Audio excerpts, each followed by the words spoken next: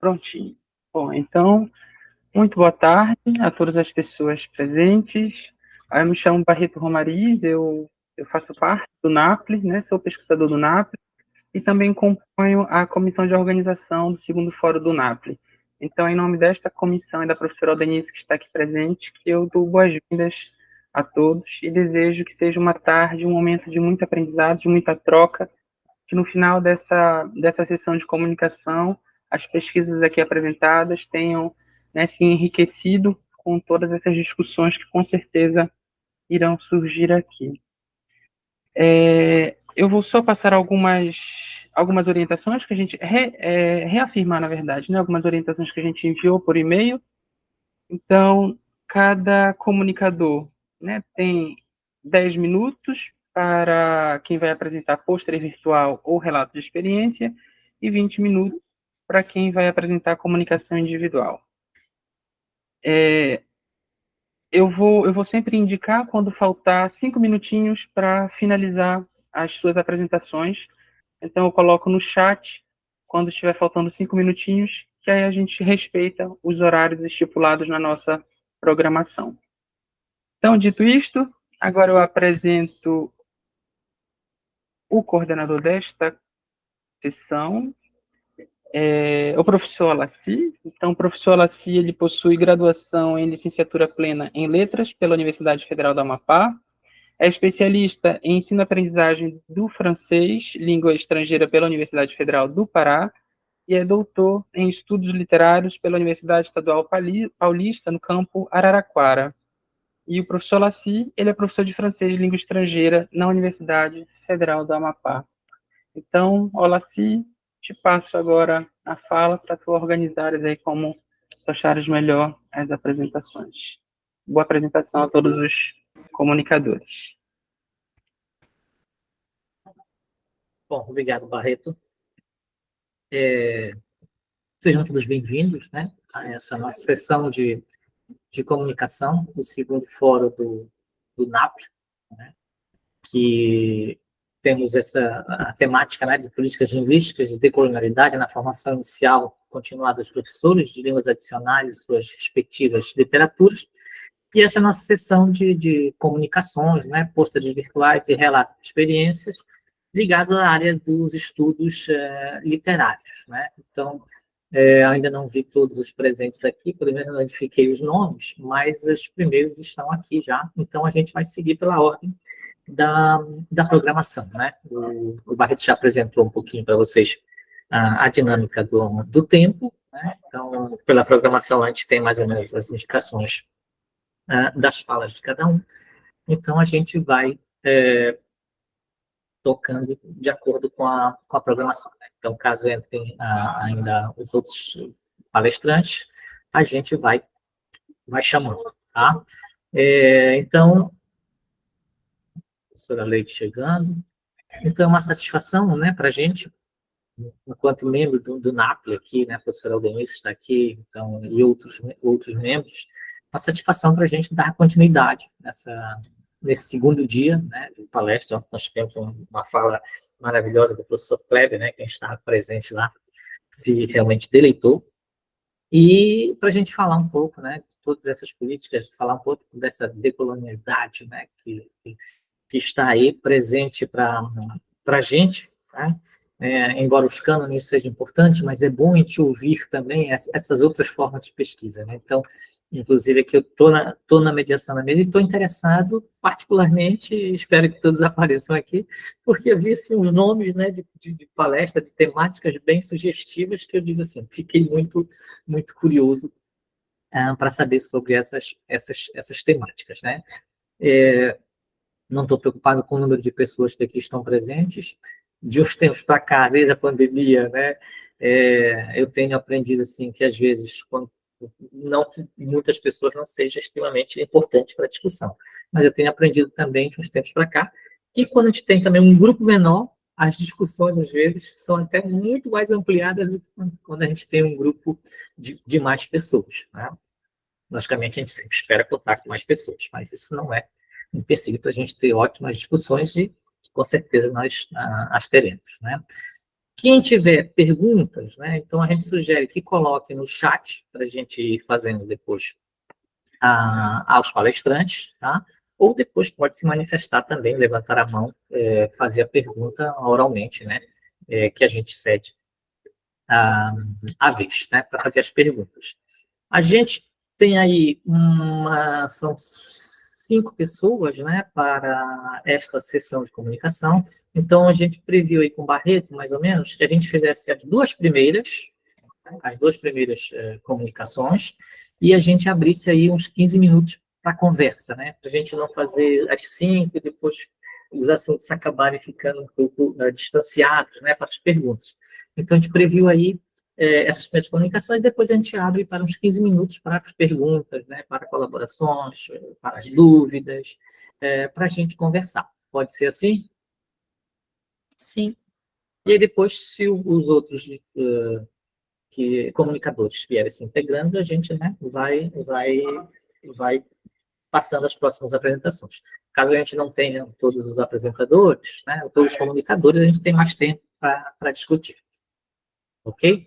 Bom, então a gente começa pela Silene Cativo de Oliveira de Souza, né, o tema de sua comunicação é o letramento afroliterário a partir de contos de autoria negra. Né? A Silene, que é minha colega aí dos tempos da Unipap, Daqui. é da casa, né, minha colega lá, não vamos revelar ainda o ano, né? Mas ela é das antigas como eu, da Unifap. Né? Então, a Silene ela é graduada em Letras pela Unifap, né? Ela é especialista em Tecnologia e Educação pela PUC de Rio de Janeiro, ela também tem uma especialização em Metodologia do Ensino de Língua Portuguesa, né? Literatura pela Faculdade de Tecnologia de Macapá, e agora ela é mestra em Letras pela Universidade Federal do Oeste do Pará, né? A UFOP. Então, tenho certeza que ela vai nos abrilhantar com uma excelente comunicação. Então, a palavra é sua, né? Você tem até 10 minutos para fazer. Certo. Obrigada, professor. Vocês estão me ouvindo bem? Estão? Está ouvindo aí? Sim, tá? sim. Então, sim. perfeito. Então, é uma honra para mim estar aqui nessa banca agora, assim, nessa sala virtual, e ter tantas pessoas conhecidas, e é interessante também essa oportunidade de poder compartilhar, né, um pouco daquilo que nós produzimos durante nossos estudos, nossas pesquisas. Então, eu vou projetar aqui, então, eu já fui apresentada, né, eu vou projetar a minha apresentação, que ela está aqui, cadê? Só um minutinho. Eu trouxe aqui o formulário. Vou fechar aqui. Eu não vou perder mais minutos, né? Ai, ai. Coisas da tecnologia, né? Tecnologias têm isso. É o homem-máquina aqui. E a gente projetou aqui, né? A intenção é essa, de buscar. Deixa eu vou abrir aqui novamente. Já estava tudo aberto. Tudo bem. Vamos lá.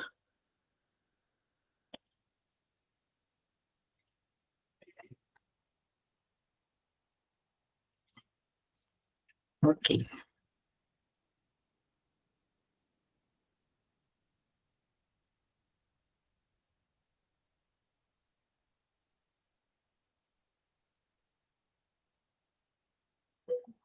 Já estão visualizando a minha tela? Sim. Já, né? Então tá. Eu vou só abrir aqui a apresentação. Então, este trabalho, estão vendo? Estão? Então, este trabalho, ele foi organizado, né, durante as minhas pesquisas, no programa de mestrado profissional em letras, e ele traz essa temática, né, através do letramento afro-literário a partir dos contos de autoria negra.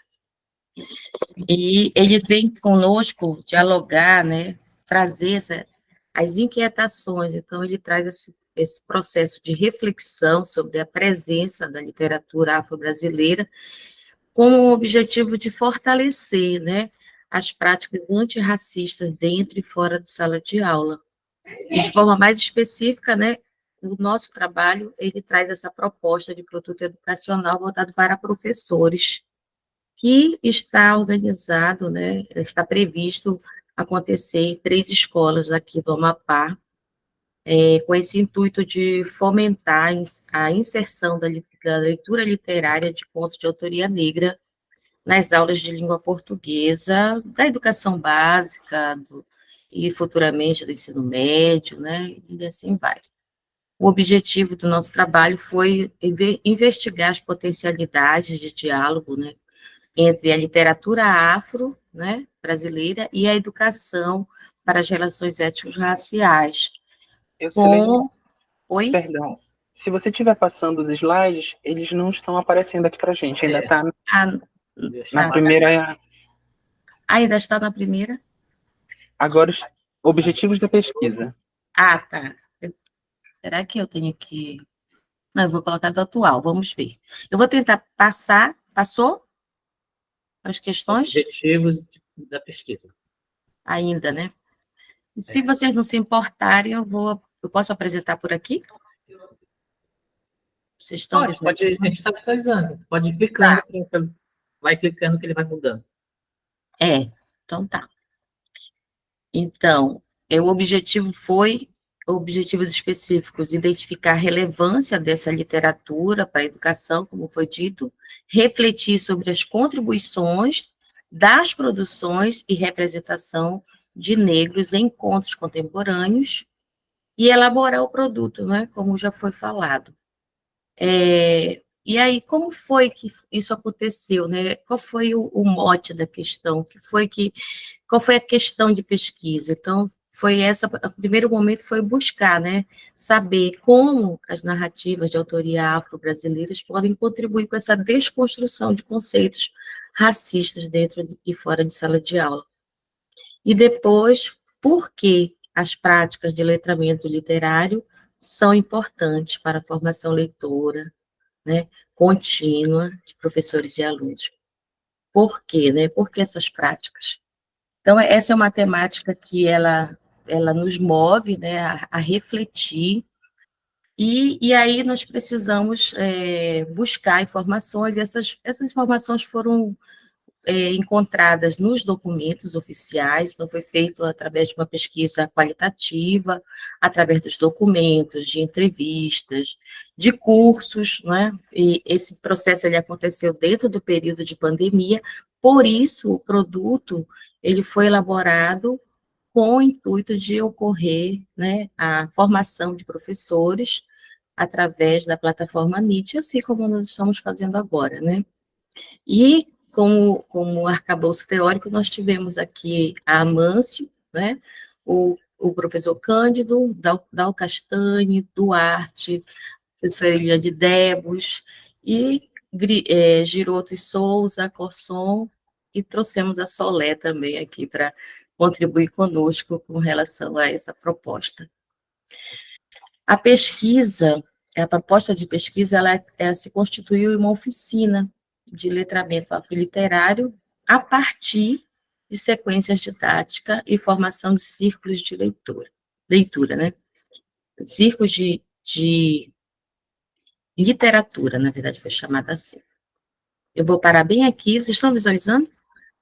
Os caminhos trilhados para essa investigação. Então, a gente começou aqui com a revisão da literatura, vai para o universo da pesquisa, né, através das metodologias de pesquisa, e aí eu posso avançar para o produto a proposta do produto educacional. Então, é importante revisar, já falei sobre isso aqui, que é dessa revisão da literatura, quando a gente trabalha o item, perdão, que esse WhatsApp, vou tirar ele aqui só um minuto, por favor. Vou parar aqui.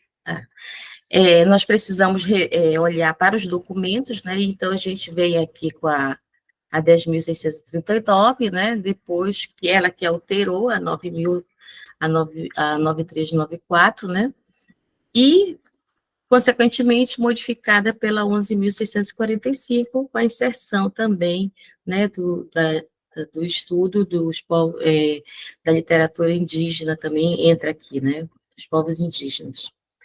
Então, aí a gente traz aqui para os pareceres, né, para as resoluções e para a nossa lei estadual, que é a Lei 1.196, de março de 2008. Vou avançar aqui. Aí, na revisão, a gente tá subdividido aqui nesses diálogos entre literários entre brasileiros e africanos de língua portuguesa.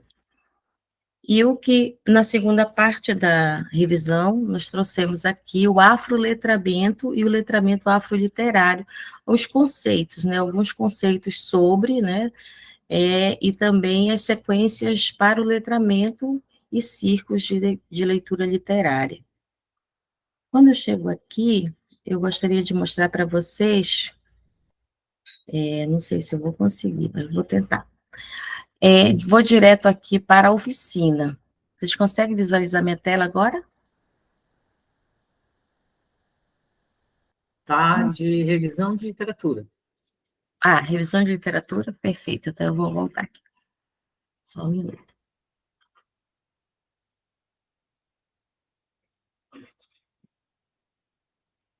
A oficina, ela foi planejada para ocorrer através da plataforma Google Sala de Aula, com apoio de todos os recursos, né, os acessórios do Google Sala de Aula. E aí, vocês conseguem ver a tela do letramento aqui? Sim. Letramento afroliterário, certo. Então, aqui na nossa tela, esse aqui, nós temos aqui planejado, né, como atividades, 3 etapas para a proposta de oficina. A primeira e a segunda etapa virtualmente, né, que o professor ele tem, que exatamente são os capítulos da dissertação, um breve diálogo sobre literatura e diversidade, e aqui a gente vai trazer para o professor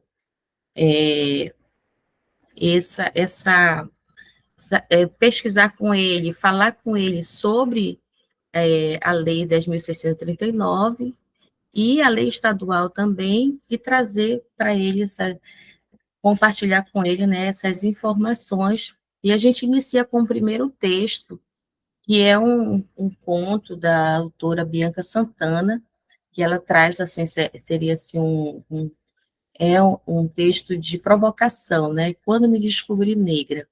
Então, ela traz, a gente começa com esse texto, a gente trabalha vídeos também, e o professor, virtualmente, ao entrar na plataforma, ao ser cadastrado, ele se depara com um formulário de diagnóstico, a gente chama de formulário para iniciar a etapa, e, ao concluir, são através de estudos autônomos, né, ele tem o formulário de encerramento da etapa.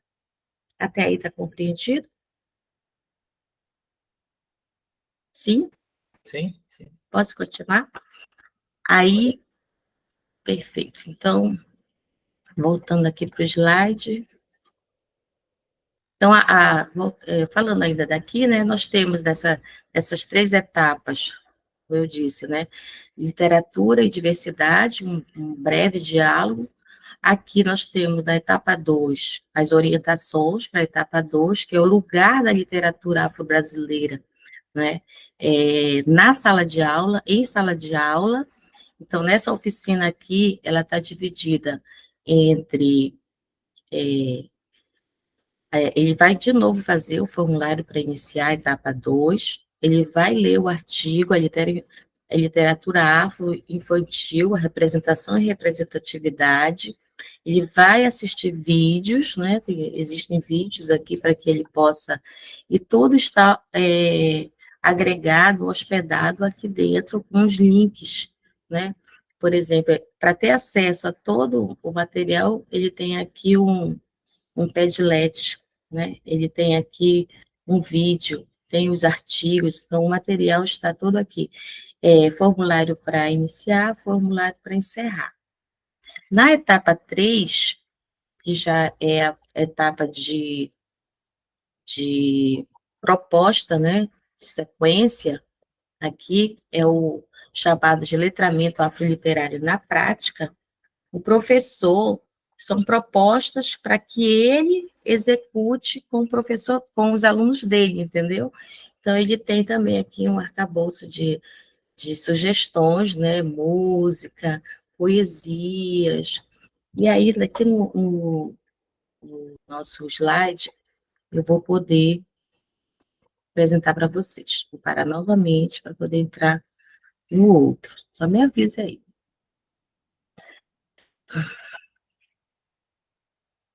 Aqui. Estão conseguindo visualizar? Ainda não. Não? Vou tirar.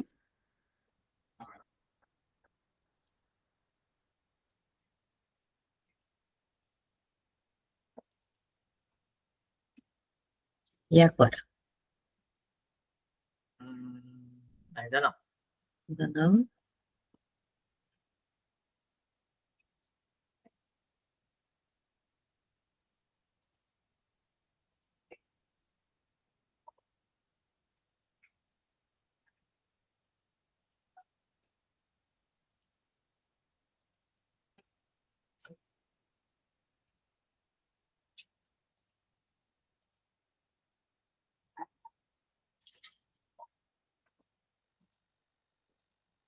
E agora?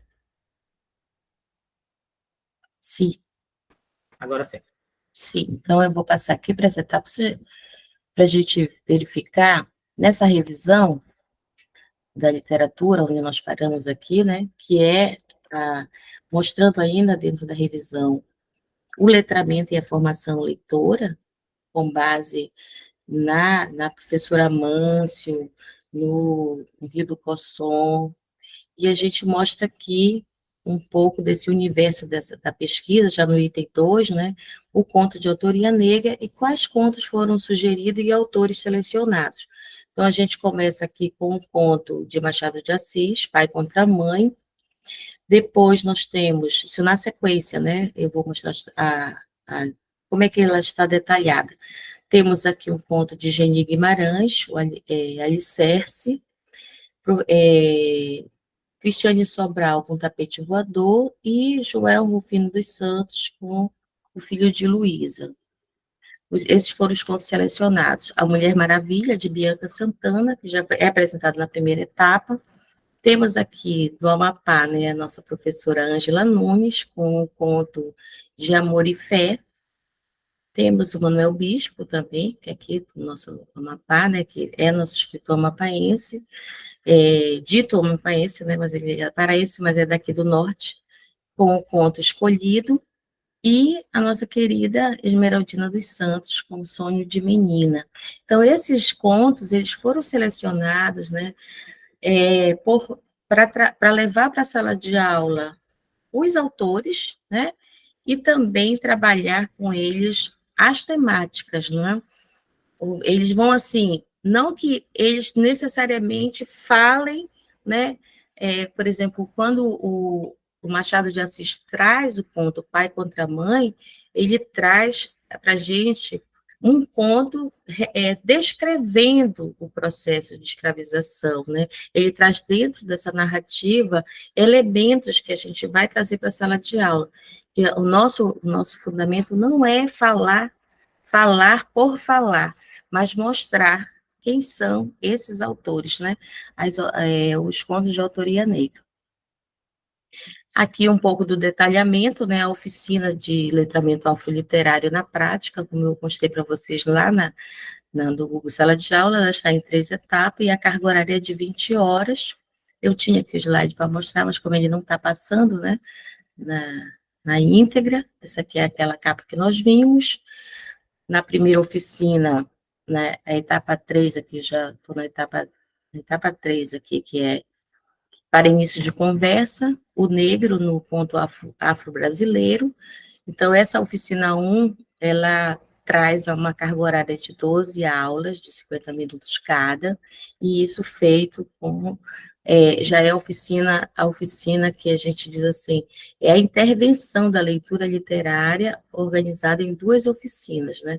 Essas oficinas já é o professor levando para a sala de aula, o professor-aluno, que ele, no momento da oficina, ele é professor, e depois da oficina, durante a oficina, ele põe na prática com o aluno dele. Essa metodologia foi escolhida desta maneira porque estávamos no período de pandemia. Estão me compreendendo? Uhum. E hoje a gente já pode levar para a sala de aula na prática, né? Então, aqui na oficina 1, como eu falei, começa com um conto, esse conto realista do pai contra a mãe, e eles vão dialogar o pai contra a mãe com o conto o conto aqui do Joel Rufino, né, o filho de Luísa. Então, eles foram selecionados com esse propósito de haver esse diálogo dos 2 contos. Então, cada oficina, a gente apresenta 2 contos. Na oficina 2, que é denominada de Ampliando as Conversas, Criação de Círculos, vejam que eu estou mostrando para vocês aqui, é a etapa 3, que é a etapa em que o professor cursista vai levar para a sala de aula, entendeu? Então, aqui, quando ele traz a oficina 2, Ampliando as Conversas, ele já está formando grupos, né, para círculos de leitura, conforme a estrutura que é proposta pelo Heavy Daniels e adotado pelo Cosson, né, ao delegar 9 funções. Essas funções são sugestões, né? Não é levar a leitura por levar, né, que a gente nunca vai fazer isso. Tudo tem um propósito. E aí essas funções, elas estão detalhadas aqui de que maneira, né? A função 1, conector, o questionador, o iluminador de passagens, o ilustrador, o dicionarista, o sintetizador, o pesquisador, o cenógrafo, o perfilador. E aí eu coloquei uma observação aqui, né, que após a escolha dos contos e moldado o cronograma de leitura, esses grupos eles vão receber essas fichas. E essas fichas elas estão entre essas 9 pessoas dos grupos, ou se não for grupo de 9, são grupo de 5. Então, essas funções estão ali. É obrigado todas as funções? Não. As pessoas escolhem, estão entendendo? Então, isso é uma forma, assim, do aluno ele se sentir comprometido, de não apenas ler, mas de participar. Então, a metodologia dessa formação de grupos, ela tem esse propósito de os grupos depois dialogarem como uma estação, entendeu? Eles vão dialogando e falando sobre as suas impressões de leitura. Aí nós temos aqui a capa, né, dos livros que a gente fez a seleção. O conto O Alicerce está aqui no livro Leite do Peito, de Geni Guimarães. Um Sonho de Menina está no livro da Esmeraldina.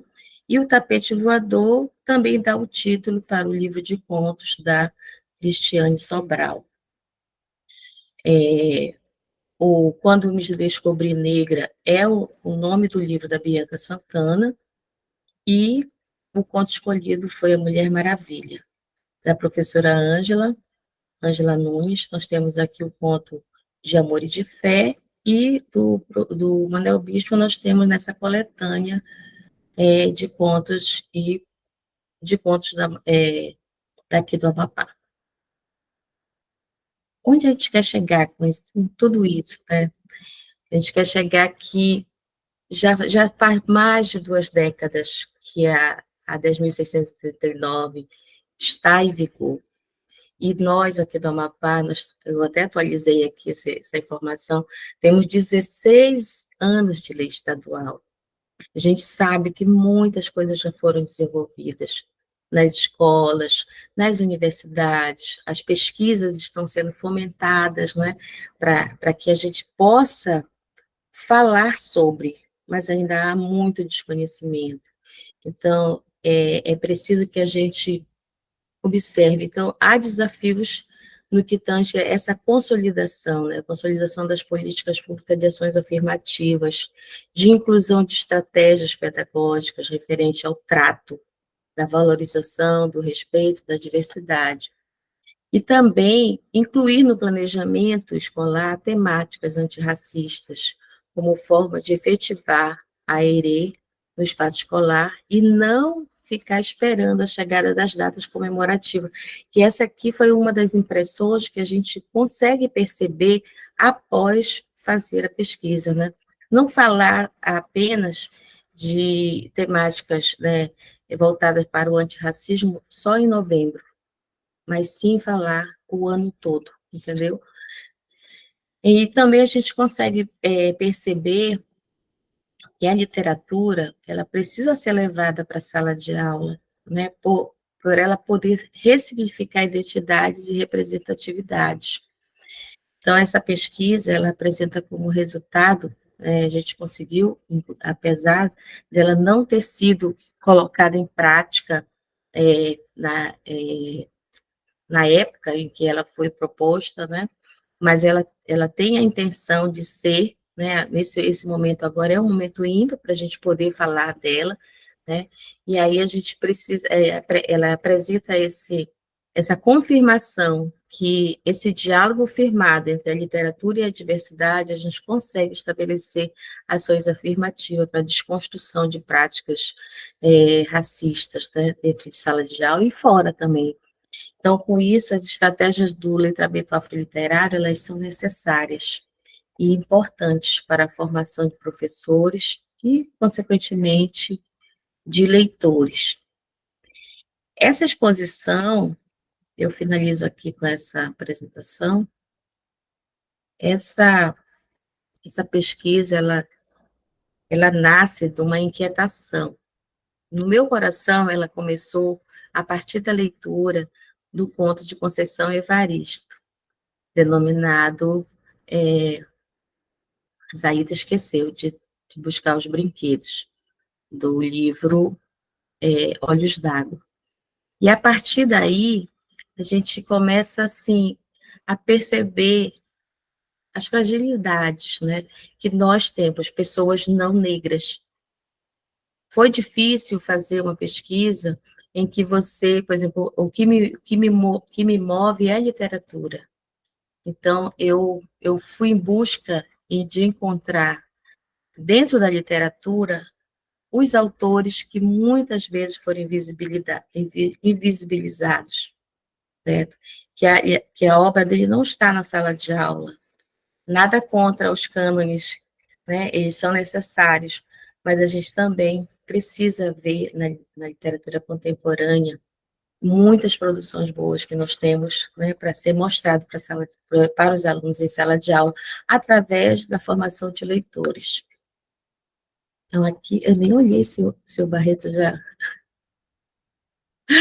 Então, aqui eu finalizo, gente. Eu não sei se eu fui clara, mas eu estou pronta aqui para as perguntas.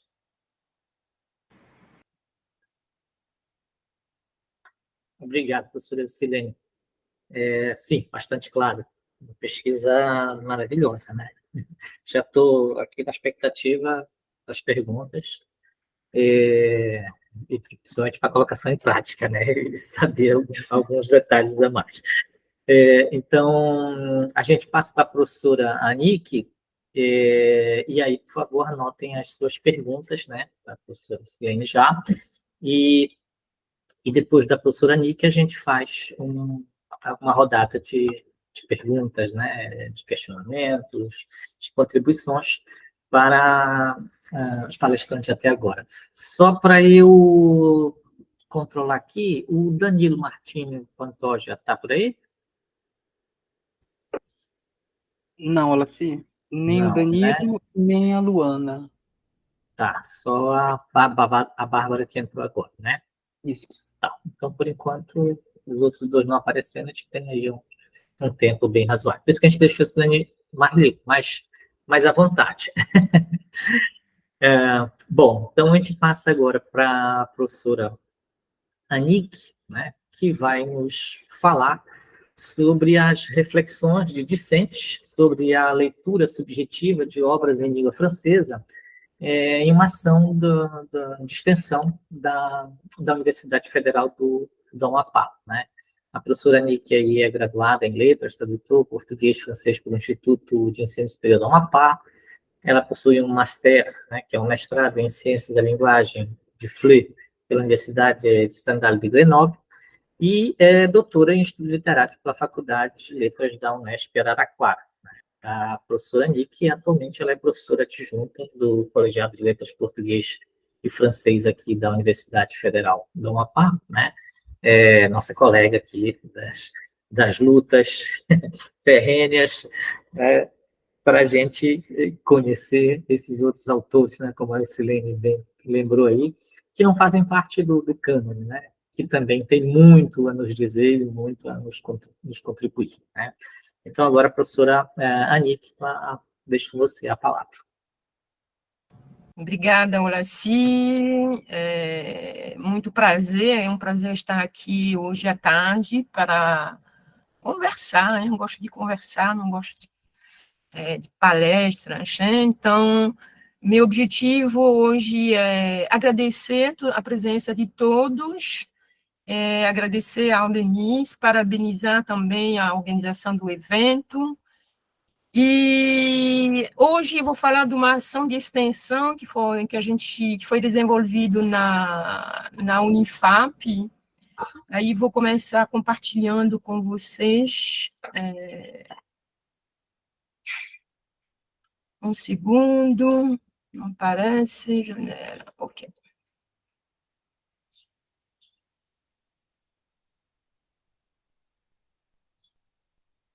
Pronto, aparece. Então, o título da comunicação é Reflexões de discentes sobre uma ação de extensão sobre a leitura subjetiva de obras em língua francesa em uma ação de extensão. Então, é um projeto, eu vou falar de um projeto de extensão chamado Clube de Leitura e Estudo de Obras em Língua Francesa. Esse projeto de extensão, ela nasceu da iniciativa de duas docentes do curso de Letras, Português e Francês, da Unifap, a professora Érica Pinto de Azevedo e eu, as duas cientes do papel preponderante da literatura na formação dos indivíduos de forma geral, e mais especificamente dos discentes de um curso de licenciatura em letras com habilitação em língua francesa. Então, para as duas, a literatura representa uma fonte... Sim? Tu está passando lá o slide ou não? Não. Ah, tá.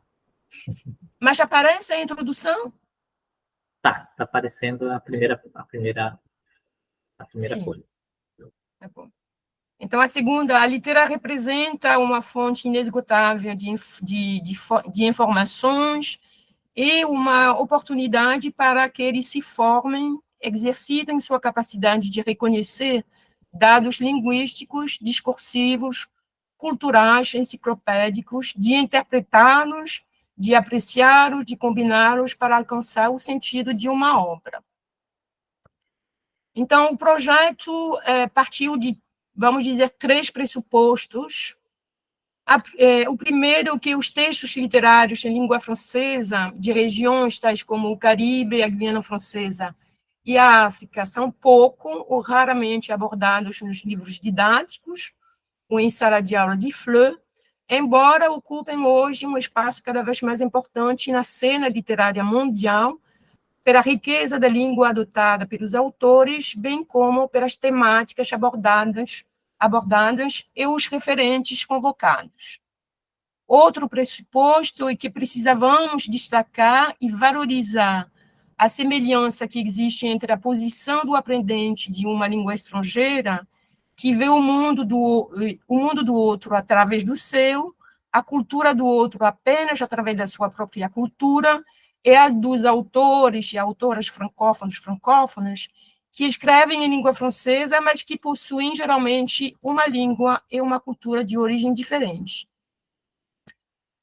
O projeto assumiu a leitura como uma ferramenta pedagógica de democratização cultural, que pleiteia a favor de um espaço mais equitativo para os autores e autores das regiões citadas na transmissão do corpus literário francês no âmbito do curso de letras da Unifap.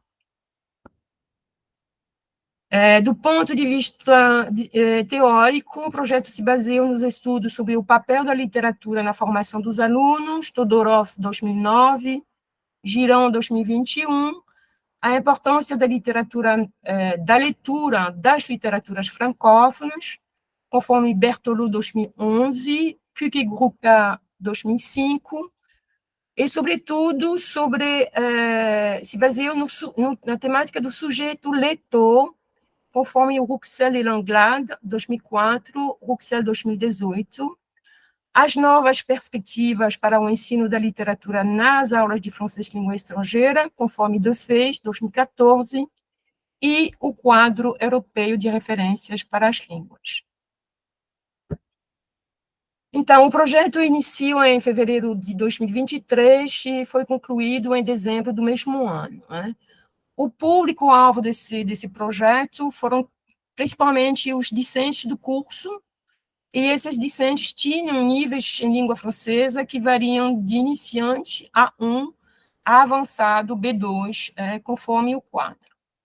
Os encontros foram realizados semanalmente no contraturno de aula dos discentes e tinham duração de 2 horas.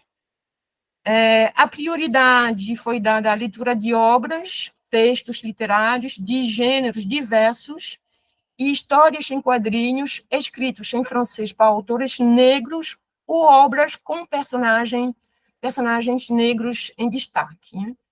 E esse material foi colocado a gente chamou de biblioteca virtual para os alunos em formato PDF. Então, os objetivos do projeto geral, o objetivo geral era fomentar a leitura e o estudo de obras escritas em língua francesa.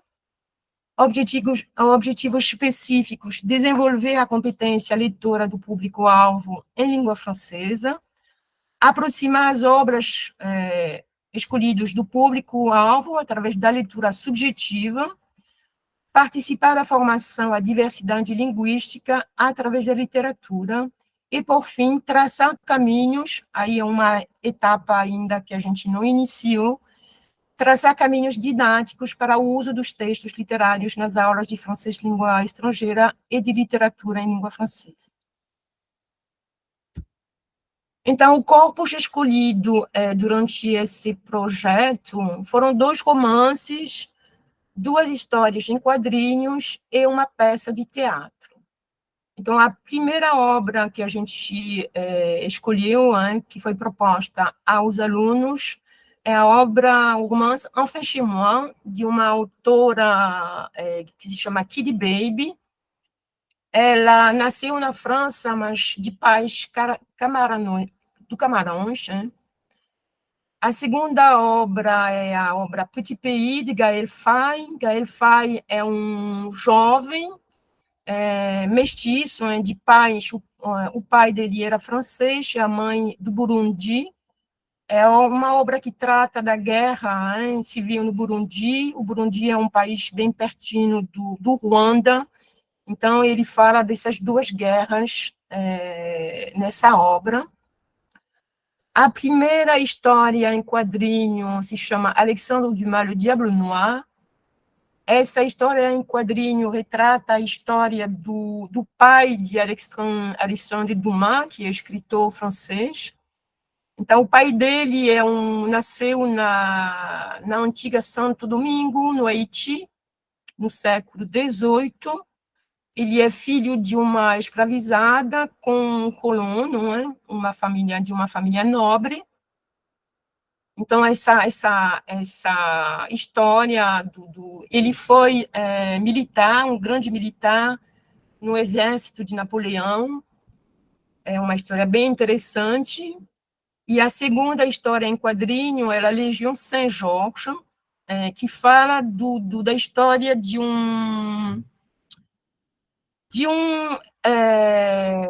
negro que nasceu na Guadalupe. Ele é mestiço também, filho de uma escravizada e de um um colono na Guadalupe. Ele nasce em 1745.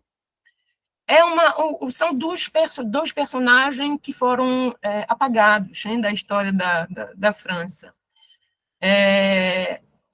Saint-Georges, ele chama Joseph Bologne, é um primeiro negro que circula na corte de Luís XVI, no século XVIII. É um esgrimista ímpar, é um compositor de ópera, e ninguém nunca ouviu falar. Quando busca na internet, ele é chamado de Mozart negro, mas ele nasceu antes de Mozart. Ele revolucionou a música clássica na França no século XVIII, mas ninguém nunca ouviu falar dele, né? Então, é bem interessante. E a terceira obra é uma obra do José Pliant, que é uma peça de teatro que se chama Une famille ordinaire, e que fala sobre uma família alemã, né, durante a Segunda Guerra Mundial, e a especificidade dessa obra mostra como os alemães, uma família alemã, desejou o nazismo, né? Uma família comum, simples, né, da burguesia alemã, como essa família desejou o nazismo. Então, do ponto de vista metodológico, nós baseamos principalmente nos estudos de Rouxel e Langlade, 2004, Rouxel, 2018, e Jouve, 2004, sobre a leitura subjetiva, né? Segundo Rouxel, 2018, a ruptura epistemológica que a leitura subjetiva propõe é considerar que no ato da leitura só há um leitor possível, o leitor real, que abre a polissemia do texto, multiplicando-o, a leitura torna-se cocriação. A leitura subjetiva privilegia, assim, a recepção do sujeito leitor, cuja atividade ficcionalizante reconfigura e dá acabamento ao texto pela implicação na leitura de suas referências pessoais. Essas referências são culturais, referências de mundo, imaginário, valores e fantasias que cada um tem ao ler uma obra. Então, iniciamos o projeto aplicando um questionário diagnóstico relativo à autobiografia do leitor. A gente perguntou para os participantes, por exemplo, se eles já tinham tido contato com autores negros em língua portuguesa e autores negros em língua francesa. Em seguida, foi feita a leitura das obras, capítulo por capítulo, e em voz alta pelos participantes, alternadamente, e, em seguida, várias discussões, né, sobre o que a gente leu, né, se for um capítulo, se for um trecho, né, as dúvidas sobre vocabulário, tudo isso era feito durante essas discussões. A terceira etapa, a gente pediu, ao término da leitura de cada livro, o texto, a gente pediu aos participantes o registro escrito de sua experiência de leitura, né, com o intuito de fazer o levantamento da dimensão subjetiva da compreensão dos textos propostos. E, ao final do projeto, a gente aplicou um novo questionário com 5 perguntas abertas, para avaliar a ação e ter a opinião deles, né, sobre essa ação. Então, os resultados obtidos, né, a análise de conteúdo do questionário diagnóstico, aplicado no início da ação, mostrou que 38% dos participantes nunca tiveram contato com obras escritas em língua francesa. Os outros 62% tiveram contato durante, principalmente, a gente está falando de contato com autores negros, né? e 62% tiveram contato durante, principalmente, as disciplinas de literatura ofertadas no curso de licenciatura. 100% dos alunos responderam já ter tido contato com obras de autores negros em língua portuguesa. Foram citados os clássicos, Machado de Assis, Conceição de Evaristo, e outros. No que se refere à língua francesa, somente 12% tiveram contato com obras de autores negros. E aí eu trouxe alguns registros. A segunda etapa foi o registro da experiência de leitura dos alunos. Eu trouxe alguns registros dessa experiência. Em relação à obra Enfant chez moi, o participante 3 vai dizer: a história de Karima é muito boa. Podemos nos ver em situações que ela passou, mesmo às vezes eu tinha ficado com raiva dela. No cotidiano, fazemos as mesmas coisas e precisamos de alguém que abra nossos olhos para resolver nossos próprios dramas pessoais. Nesse livro, podíamos ver nossos sonhos realizados, sonho de comprar uma casa, ter o nosso trabalho. Em relação à obra Alexandre Dumas, Le Diable Noir foi um livro que me surpreendeu muito positivamente, não só pela história, mas pelas reflexões que aquela época podia nos trazer aos dias atuais. Como o racismo enraizado pode esconder grandes heróis, que foi Alexandre Dumas, o pai, que foi um grande herói de guerra na França. Sobre a obra Petit Pays, a obra me proporcionou um misto de sentimentos por ter tido uma infância bastante ativa. Pude me ver, me identificar em algumas de suas travessuras. A obra me proporcionou conhecimentos de mundo através desse conflito étnico. Acho importante citar o encontro do Gabi, que é o personagem principal da obra, com o mundo dos livros. Vejo nos livros possibilidades infinitas de me ver e sentir o mundo. Então, essas reflexões, elas são embasadas, elas corroboram, vamos dizer, a citação de Rouxel seguinte: sem abandonar a ideia de um leitor crítico, importa, antes de tudo, que a leitura seja um ato pessoal, pelo qual o sujeito possa refletir, pensar o mundo e se pensar, abrir-se e se emancipar, encontrar ecos em sua vida pessoal. E, por fim, o questionário final que a gente aplicou, a primeira pergunta foi: você poderia descrever em algumas linhas como foi a sua experiência?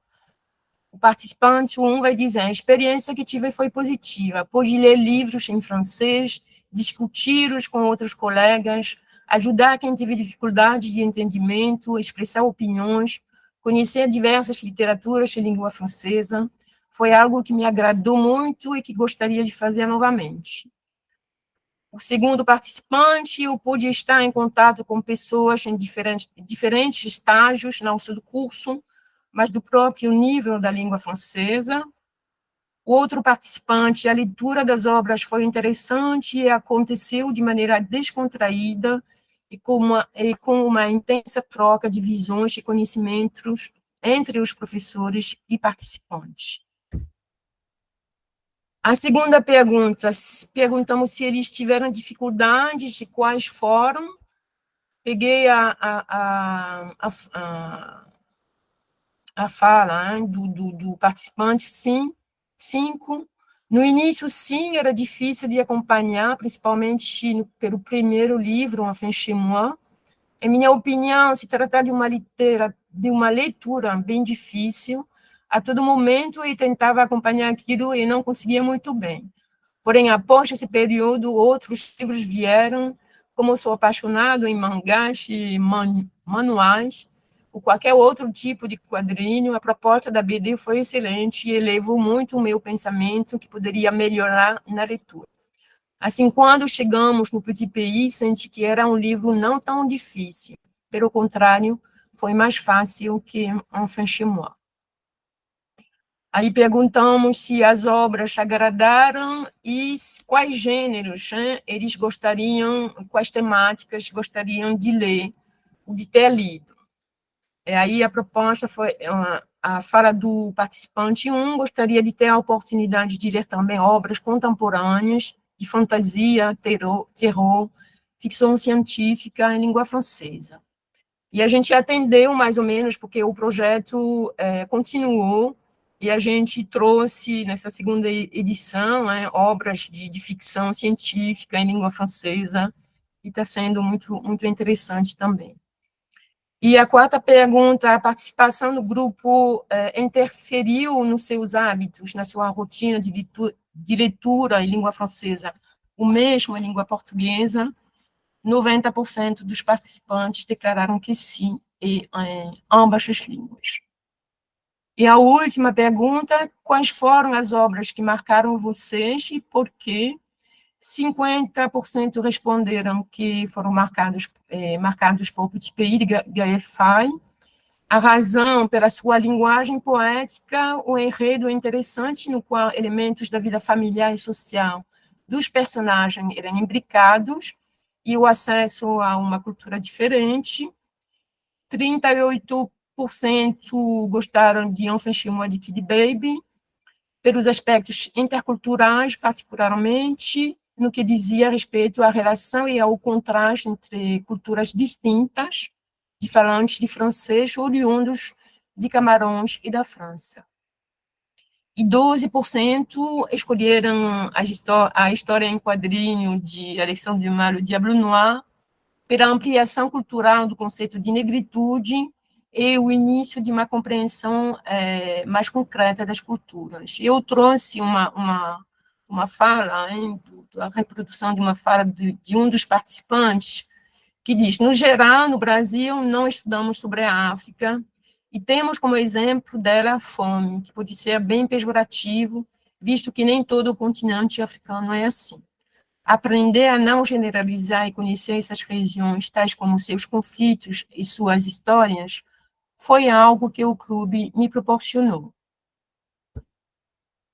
Então, em conclusão, o clube de leitura do curso de letras se configurou como uma ação de resistência e afirmação do poder da literatura em transformar a sociedade através da decolonização do imaginário. A experiência foi exitosa e está sendo aprimorada na segunda edição, em curso. Acreditamos que a leitura subjetiva, que é a perspectiva do sujeito leitor e de suas experiências subjetivas diante de um texto literário, seja uma ferramenta pedagógica importante para abordar as literaturas de língua francesa nas aulas de literatura e de francês, língua estrangeira, e para a formação de leitores em geral. Permite formas de apropriação mais livres e menos formalistas, ao convocar, durante esse processo, os planos intelectual e afetivo de estudantes e amadores da literatura. E aí eu trouxe duas citações, três, de Huxley Langlois 2004, Jouve 2004 e Huxley 2018. Na primeira, a prática da leitura subjetiva em sala de aula é um desafio e uma necessidade para dar sentido ao ensino da literatura, que por muito tempo se limitou à aquisição de objetos de saberes e competências formais e modeláveis. E para Jouve, o desafio consiste em enxergar a leitura como possibilidade de retour sur soi, retorno a si mesmo, pois a leitura não é somente abertura para a alteridade, mas também exploração e até construção da própria identidade. E para Huxley significa ousar ler a partir de si, em cenários institucionais de ensino que, em nome da cientificidade, privilegiam a ilusão de uma pseudo-objetividade. E aqui são as referências que utilizamos para elaborar esse projeto. Berthelot, que já citei todos. Pronto, gente, muito obrigada. Espero ter sido clara e é isso, esse projeto que a gente está dando continuidade com outras obras. Obrigada. Obrigado, professora Nick. Projeto maravilhoso, né? Sensacional. Acho que está todo mundo interessado quando esse projeto vai chegar fora dos muros da universidade. Projeto sensacional. Teve alguns slides que não estavam passando, mas aí eu não quis interromper mais a professora Nick, né? Para não perder o fio da meada. Mas Passei do tempo? Não, os slides não estavam dando, mas aí, como ficou bem claro, eu preferi não interromper. Então, para a gente ficou bem claro mesmo que não estivesse passando os slides. Então, ficou muito, muito esclarecedor. Professora Aldenice. Só falta, desculpa interromper, só falta uma pessoa apresentar, não é isso? Sim, é porque os outros não estão, né? Aí nós íamos fazer... Eu sugeri que, bem, não sei se vocês aceitam, como seria por bloco, mas aí como só falta ela, a Bárbara, não é isso? Inclusive ela solicitou aqui que ela ficará isolada, então que tal unir? Que acham? Sim, era o que eu propus, até mesmo porque ela colocou no chat que ela precisa voltar para a sala de aula. Então, a gente vai mudar um pouquinho a dinâmica, né? E aí a gente já escuta a Bárbara e depois a gente faz a discussão já de todos no final, né? Já que a gente só vai ter os 3. Ok? Todos de acordo? Beleza. Então a gente passa para a Bárbara, né? Anotem suas perguntas para a Silene, para a professora Nick, eu sei que vocês estão curiosíssimos, tem muita coisa, né? Então a gente passa para a Bárbara dos Santos, né? Que vai nos falar sobre João de Barro e Bem-te-vi. Em Cantos, né? Este em pode ser em e depois Cantos, entre parênteses, em Cantos de Anunciar. Tá? Então, a Bárbara, né, é acadêmica do Instituto de Artes da Universidade Estadual Paulista Júlio Mesquita, a Unesp. Bárbara, deixo com você.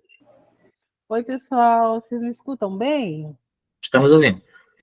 Então tá bom. Eu tenho quanto tempo, professor? 10 minutos. Tá. Mas pode levar até uns 15, que como a gente não teve outros 2, então a gente tem um tempinho a mais. Sem problema. Eu até peço desculpas, né, pela correria, né? Mas é que os eventos, esse ano, os eventos resolveram todos estar à tarde. Porque eu entro à tarde e passo a noite também, e eu sou coordenadora de escola, então daqui a pouco alguém vai me chamar aqui, então eu tô meio preocupada aqui, se alguém me chamar, vocês desculpem qualquer coisa, tá, gente? Sem problema, professor. Entendemos. Eu vou ampliar o slide aqui, vocês conseguem ver grande? Ampliado? Sim, está ampliado. Legal. Então eu consigo participar de todo o evento, só que como eu vou ter em sala de aula, eu consigo escutar vocês, tranquilo. Então, meu trabalho, eu sou a Bárbara, eu sou professora de artes, estou como coordenadora pedagógica aqui em Campinas, onde eu resido, e eu eu tento fazer algumas experiências com formação de professores, né? Eu falo tento porque todo momento a gente é pegado a fazer outras coisas e está em todos os lugares, né? Mas eu tenho atuado com formação de professores e trabalhando temas a partir da literatura, do cinema, da fotografia, e eu também atuo com essas linguagens, fazendo trabalhos em exposições, então é um pouco esse percurso aí da minha trajetória, né? E eu vou compartilhar com vocês um pouco dessa ideia do João de Barro e do Bem-te-vi, que eu vou ampliar aqui, deixa eu ver se eu consigo passar aqui, que é desse livro, que é o Tecnologias Ancestrais de Produções de Infinitos, da Cidinha da Silva, né? É uma obra que eu tive, o primeiro contato que eu tive com essa literatura foi num evento que teve lá na Unifesp, a partir da fala da professora Bel Santos Maier, que ela tem uma biblioteca em Palheiros, e ela utilizou na fala dela 3 tempos distintos, né, para explicar ou para enfim, colocar algumas questões do nosso tempo, né? E eu depois me aproximei dessa obra, fiquei querendo conhecer mais, falei, nossa, eu estou encantada. E aí eu fui atrás da autora, buscar coisas da autora também, e eu fiquei encantada porque é uma literatura muito potente, de repertório, muito clara, muito didática, né, no sentido de provocação, de afetação, né? Então, eu acho que isso também, de alguma forma, eu fui provocada a pensar, a partir do que a Cidinha vai trazendo nessa obra, as questões de ancestralidade, de corpo decolonial, as questões referentes à cultura do imaginário, que são importantes no nosso dia a dia, né? Deixa eu ir mais um aqui. Então, nessa obra, a Cidinha, ela vai assim, bem, né, a grosso modo aqui, pelo tempo, né, que a gente tem, ela vai falar do tempo Carcará, depois ela vai para o tempo do João de Barro e ela termina no Bem-te-vi, né? Então, o que é esse tempo Carcará, né? Por que eu estou trazendo essa relação desses tempos? Porque eu atuo na escola, muitos de nós aqui na universidade, e a gente tem a impressão de que esse tempo que a gente tem, né, o tempo de hoje, é um tempo que não nos deixa refletir, não nos deixa se banhar das coisas que são importantes e essenciais na nossa trajetória, na nossa formação, né? Então, de algum modo, como é pensar nesse tempo, nesse espaço, nessas questões que circundam, né? Essas relações de tempo e espaço na escola, na vida dos estudantes, no nosso trabalho, nas coisas que a gente pretende fazer, né? Então, o que eu tenho que Carcará, a partir do que eu entendo, né, da minha interpretação, mas de ouvir também a Cidinha colocar algumas questões e a gente fazer essas reflexões, né? O tempo Carcará, ela vai dizer, trata das relações diretas de ancestralidade a partir da visão capitalista, egocêntrica, misógina, hegemônica das relações sociais. É atribuída a este pássaro estas adjetivações, já que é uma ave de rapina que se alimenta de outros animais, muitas vezes presenciando o sofrimento de outras espécies, né? Então, por que ela vai trazer o tempo Carcará, né? Porque como ela vai depois falar do tempo da construção e o tempo da enunciação ou da anunciação, ela vai colocar o que faz com que esse tempo Carcará, muitas vezes, ele demore a passar, né? Ou o que sustenta esse tempo Carcará nos nossos discursos, nas nossas práticas, por que a gente não consegue, de alguma maneira, reinventar esse tempo Carcará, né? E aí ela vai, então, tratar dessas questões que estão dentro desse mundo contemporâneo, de uma forma a provocar e refletir se a gente realmente está num outro tempo, se a gente ainda está lutando contra essas questões, como eu coloquei aqui, que tem a ver com essa visão mais minoritária das questões que são importantes, né? E aí, eu estou só dando uma encurtada aqui por conta do tempo, tá, gente? Mas o João de Barro, que é um outro movimento, vai dizer o quê? Que o tempo João de Barro é a prática do autoconhecimento humano e traz reflexões sobre o exercício da escritura enquanto prática de orquestração dos pensamentos para além do esperado, visando a integração dos corpos e o fortalecimento dos coletivos em espaços e ambientes públicos. Então, pensar que hoje, né, quando a gente fala lá do tempo Carcará e a gente vem para o João de Barro, a gente vem numa linha que costura esse tempo, costura as relações. Então, eu me conheço, eu aprendo a me conhecer, eu realizo um conhecimento que é olhado, de alguma maneira, pelas pessoas, né? As pessoas querem saber que é isso que eu conheço, que eu vejo, que eu penso. E esse exercício de você olhar, né, para aquilo que a gente está fazendo, observar esses movimentos que estão, né, nas nossas relações e como a gente reconstruir, como a gente construiu um tempo de João de Barro, né? Então, se a gente observar lá como é João de Barro, né? Ele tem lá a casinha dele, ele tem o pouso, e tudo é muito pensado, tem uma função para as coisas, né? Então, claro, se a gente fosse fazer aqui uma alusão às nossas práticas, a gente precisaria ter esse exercício de construir e reconstruir as nossas práticas, né, de alguma forma. Mas aí a Cidinha vai trazer também o tempo bem-te-vi. E o tempo bem-te-vi, na proposta artística, estética, da experiência que eu tento fazer com formação de professores e também como professora em sala de aula, é discutir o que é esse tempo do bem-te-vi. Ele evoca que sensações, que sentimentos, que afetações.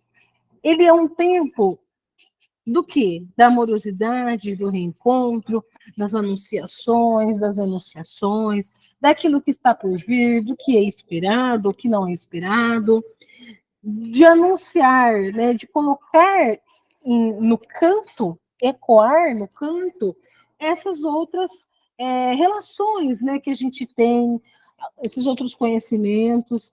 Então, de alguma forma, esse tempo do bem-te-vi é um tempo das afetações, é um tempo em que a gente está construindo, como João de Barro, mas está pensando naquilo que está por vir, né? E a gente que está na educação, trabalhando com adolescentes, com professores, a gente tem essa relação do que está por vir, né? A gente que está na gestão também, a gente precisa olhar agora e precisa pensar nisso que está colocado, né? Mais adiante.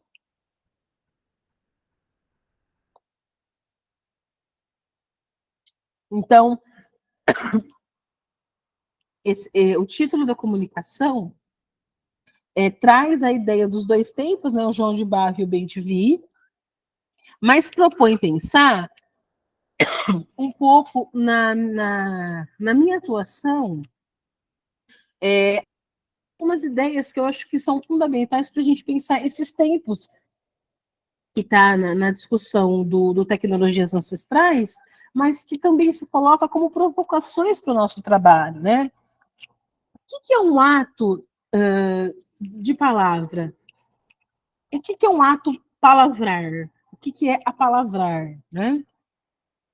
Quais são as tessituras do conhecimento, das relações, né, que estão no nosso cotidiano? Como essa polifonia de sentimentos, de relações, ela se coloca no espaço? Como que a gente conversa com isso tudo? Esse corpo que habita, né, que é um corpo escrito a voz, ele não é um corpo só individual, ele também é um corpo coletivo, ele é um corpo flutuante, ele é um corpo de repouso, ele é um corpo que pousa, porque ele se envolve nessas relações, né? Mas existe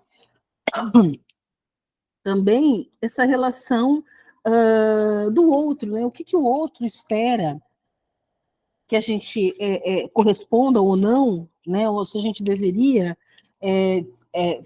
provocar esse exercício de escuta, de olhar para essas outras camadas, né? Então, eu acho que um pouco esse livro da Cidinha me provoca a pensar que, seja na formação de professores, seja com estudantes, a gente precisa reconstruir esses tempos com eles, no sentido de o que a gente precisa afetar nesses estudantes. Então, eu atuo com fotografia e com bordado, né? E a prática da fotografia e do bordado, quando a gente alinha os dois, a gente entra numa camada de entender que memórias são essas, que afetações são essas, que buscas são essas que a gente faz para olhar para esse caminho, para esse percurso, né? Um exercício de devir, de olhar para essas potências, de entender que relações são essas que a gente vai construindo, né? E nesse caminho, a gente olha para o João de Barro e olha para o bem-te-vi como possibilidades de pensar que caminhos a gente pode seguir com eles, né? E pensar nessas relações e provocar essas afetações de algum modo, né? Então, esse trabalho, ele está dentro de um recorte da dissertação que eu produzi, em que eu tratei sobre caminhadas pela escola, falando do processo de caminhar, né? E esse caminhar, ele leva consigo alguns tempos, esses entretempos, né? E quando eu tive contato com o livro da Cidinha, eu falei, nossa, isso é muito, me bateu muito forte, porque eu falei, nossa, mas eu não tinha pensado nisso, né? Foi uma provocação muito boa, né? Só que eu já tinha terminado a dissertação, então aí eu não conseguia mais mexer no referencial, mas eu falei, nossa, eu preciso voltar a buscar essa escritora, olhar para isso de algum modo. E o que eu acho que esses tempos que a Cidinha vai tratar são os tempos mais caros para o nosso exercício docente, que é olhar para esses estudantes e eles acreditarem que existem esses tempos, né? O tempo do Bem-TV e o tempo do João de Barro. Muitos ainda estão lutando contra o tempo carcará, né? Estão lutando, são questões infinitas, e a gente precisa possibilitar que tanto professores quanto estudantes vejam possibilidades no tempo do João de Barro e possam vislumbrar possibilidades e experiências também no tempo do Bem-TV, né? Eu acho que é um pouco usar esses pássaros, essas metáforas, para falar dos nossos fazeres, para falar das nossas afetações, do que a gente realmente, de alguma forma, tenta fazer, né? Porque são exercícios de tentativa e erro, mas enfim, tentar contribuir de alguma forma, né? Às vezes a gente consegue, às vezes não, mas enfim, então é um processo. Então, esse trabalho é um pouco, ele está dentro de um recorte que eu fiz, mas para pensar as poéticas do nosso fazer, né? As poéticas que habita nesse corpo coletivo, né? Do que a gente precisa fazer, das relações que a gente precisa estabelecer com os nossos estudantes, com os professores, enfim, de quem a gente está se relacionando e tendo uma interlocução de alguma maneira, tá? Então, eu acho que é um pouco isso, que eu precisei dar uma corridinha. Desculpa, gente, isso aqui é a obra, tá? E aí é interessante olhar para esse livro e ver outras. Ela tem vários livros de literatura infantil bem interessantes, onde ela vai trazer a questão da decolonidade, da questão das ancestralidades, assim, de uma forma bastante acessível, e eu acho que é um caminho para a gente conseguir ir tramando, né, nesse grande mapa, nessa grande cartografia que é os nossos fazeres. Eu acho que é um pouco isso, gente. Obrigada.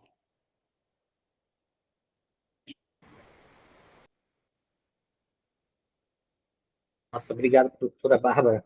É maravilhoso o trabalho, né? Então, a gente está tendo aqui a oportunidade hoje de ver essas obras, falar de obras também, né, de atitudes maravilhosas. Eu, particularmente, não conhecia a obra, né, da Cidinha da Silva. Então, justamente o interessante dessas nossas sessões, né, dessas nossas temáticas, é justamente que a gente começa a acessar todo esse outro mundo que tem, que muitas vezes a gente desconhece, né, e que pode nos auxiliar, principalmente nesse papel de formação, né, de formação do discente, de formação docente, né. A gente parece, assim, que em alguns momentos, e a gente trabalha em algum momento com formação docente, a gente vê em eventos, em alguns que a gente organiza ou que a gente participa, que muitos docentes,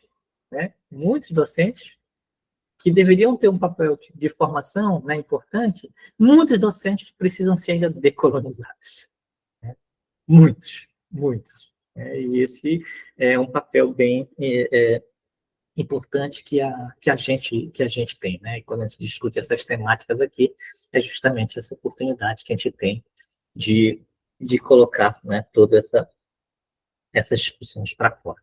Então, a gente abre aí para as questões, né? A professora Bárbara ali, não sei se vai poder responder, está meio com um pé aqui, outro ali, né? Mas eu não sei se alguém tem uma pergunta para a professora Bárbara e se ela já poderia responder, né? Professora Albenice. Oi, Bárbara. Boa tarde, tudo bom? Parabéns pela sua apresentação, pelo seu trabalho maravilhoso, belíssimo. Eu até coloquei aqui no chat que você me fez, assim, entrar em várias reflexões aqui bem profundas acerca, né, do que é ser professor. Né?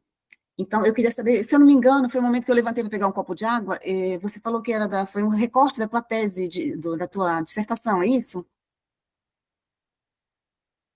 Não sei se ela está ouvindo. Mas eu creio que foi, né? Um estudo sobre a dissertação de mestrado, não foi? Ela disse que ela estaria ouvindo, mas poderia não responder, né? Não Então, responder, mas tudo bem. se ela puder retornar com a gente Tudo aguarda. bem. Mas assim, aí eu posso fazer um comentáriozinho acerca do que Sim, ela falou? sim. Então, assim, eu jamais tinha me atentado, né, para essa questão da natureza, né? Interessante, né, que ela pegou duas aves, dois passarinhos, né, bem, digamos assim, bem diferente, mas que estão, assim, sempre nos rodeando, né?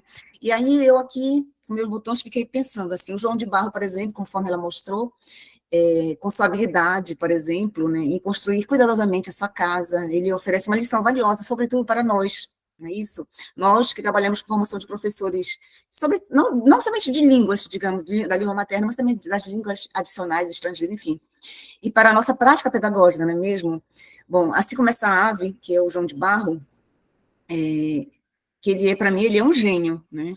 Ele constrói seu ninho de forma tão paciente, não sei se tijolo por tijolo, barro por barro, enfim. E nós, como educadores, somos também chamados a construir o nosso conhecimento de nossos alunos com a mesma dedicação, né? Então, nós temos muito que nos inspirar em João de Barro, não é mesmo? Pois sabemos que a prática pedagógica eficaz, né, ela exige tudo isso, todas as características do Joãozinho de Barro, né? Planejamento, resiliência, não é mesmo? E uma visão, digamos assim, clara de que a aprendizagem ela é um processo gradual, ela é um processo paulatino, que não é de uma hora para outra.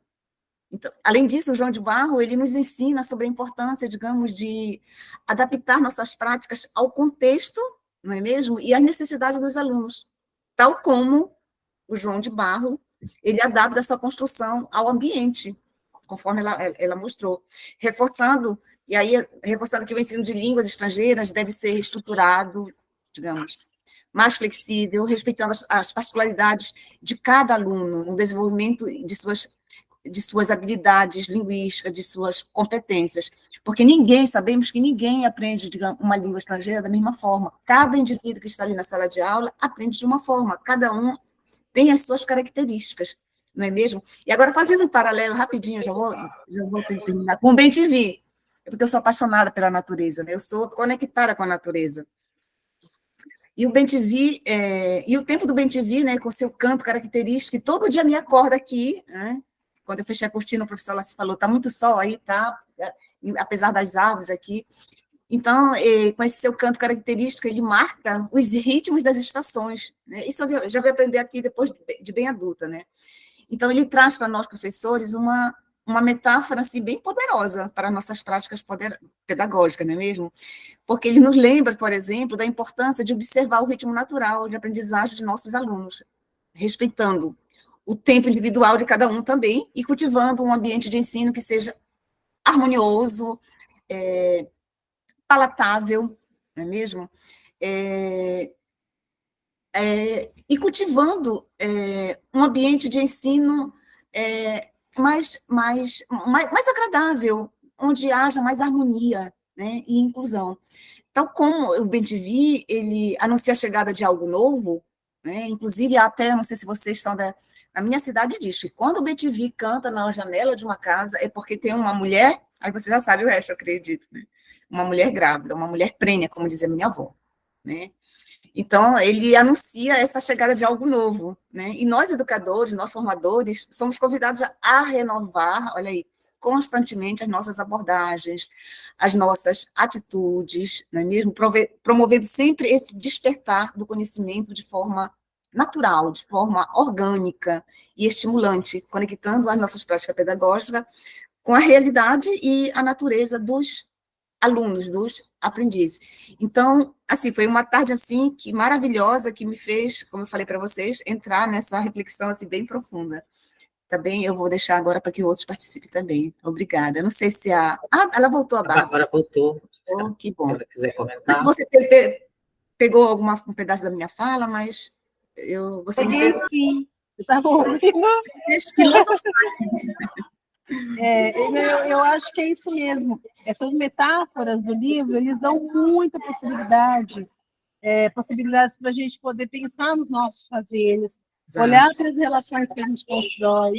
E quando a gente olha para o João de Barro, a gente vai entendendo o quanto é genial, né? Quer dizer, ele precisa, ali tudo tem uma função, né? Nada está ali por acaso. Então, tudo que ele faz, ele usa, tem uma função. Então, isso é interessante a gente pensar, será que o que a gente faz, o que a gente produz, é importante, é significativo, é urgente, é essencial? O que o João de Barro tem a nos ensinar? E o bem-te-vi? Quantas coisas que o bem-te-vi fala, muitas vezes a gente deixa passar na correria, na doideira, na loucura, e a gente fala, nossa... Por isso que eu coloquei encantos, né? Porque a gente está toda hora num lugar, mas ao mesmo tempo a gente está no encanto da coisa, né? Então, eu acho que é um pouco essa brincadeira, assim, com as palavras. Mas muito obrigada, viu, Aldenice? Isso, obrigada a você por esse presente. E só falando uma coisa, nós podemos pegar essa metáfora e transportar para outras áreas, não é mesmo, de nossas vidas. Obrigada, viu? Obrigado, professora Denise, pela contribuição, Bárbara, né, pelos comentários. Eu lembro que eu vi um memezinho bem recente, né, sobre o João de Barro, agora, recentemente, e aí era, assim, uma casa de João de Barro bem simples, aí tinha um João de Barro macho e o João de Barro fêmea, né, e aqui ela estava reclamando porque a casa do vizinho, era de João de Barro, era de 3 andares. E ela disse, mas olha, do vizinho é assim, assim, assim. E aí depois corta lá para de 3 andares. Era a esposa do João de Barro reclamando que ele não tinha tempo para ela, por causa de estar trabalhando na casa para fazer de 3 andares. Então, a gente vê essas questões assim, né? E aí eu lembrei do memezinho assim também, né, relacionado aos tempos, né? Então, é bem interessante. Eu queria perguntar para a professora, né, Eucilene, né? Então, foi um projeto aí desenvolvido, né, durante a pandemia. E, pelo que você falou, né, ainda não foi ainda colocado em prática, ou seja, na sala de aula mesmo aplicado. O público era de professores, né? O público era de professores que participaram dessa oficina, e a intenção é depois levar para a sala de aula. Eu gostaria de saber como é que foi esse trabalho com os professores, né? E se já teve algum trabalho desse prático, realmente, em sala de aula, ou se quando isso tem a intenção de levar para as salas de aula, né? Que eu chegar lá nos alunos. Professor, nós fizemos assim, primeiro fizemos uma... Vocês estão me ouvindo, né? Fizemos uma pesquisa com professores, né, de letras, professores daqui da rede estadual, aqui do Amapá, e aí, com essa pesquisa, a gente levou o curso, né, a primeira e a segunda etapa, na verdade, a primeira, a segunda e a terceira, mas a terceira seria o resultado, esse resultado que o professor, né, colocaria em prática com os seus alunos, entendeu? Então, essa terceira etapa, esse retorno que a gente não obteve, entendeu? Mas a gente tem intenção de trabalhar a formação dos professores. Nós percebemos aqui nas 3 exposições o quanto é necessário, né, a gente alimentar o nosso imaginário com essas narrativas, observar narrativas e autorias, né, que estão, assim, trazendo para a gente, para o nosso imaginário, essas reflexões. Por exemplo, agora, Citinha da Silva, apresentada pela professora Bárbara, foi uma querida, assim, que eu conheci durante esse processo de pesquisa, tá? E trabalhar as temáticas voltadas para a educação, né, antirracista, você tem que escolher, né, em que caminho percorrer, porque às vezes as pessoas, eu falo da minha dissertação no início, né, que quando em 2003 as pessoas, eu estava na escola regular trabalhando, e aí as pessoas chegaram, olha, você vai ter que montar um projeto para falar sobre, né, consciência negra. E aí, nós, professores, cadê o nosso entendimento sobre isso? Primeiro porque a gente olha para a gente mesmo e diz assim, não, mas eu não sou racista, né? Mas o meu vizinho é, mas o meu irmão é, né? Aí eu começo na minha dissertação falando justamente disso, né? Trazendo até a reflexão da gente ser antirracista, né? Que é uma frase célebre da professora, da filósofa, né? Então, então o nosso objetivo é levar esse projeto, professor, adiante, tá? Fomentando essa reflexão entre os professores, é necessário. E também, claro, né, que essa mudança ela ocorra dentro da escola e que se torne assim, que a falar das temáticas voltando para as relações étnico-raciais, ela se torne algo pertencente, né, ao currículo, entendeu? Pertencente mesmo, sabe? Aí existe uma expressão que agora está se falando muito, e eu li sobre ela, que é a ambiência racial, né?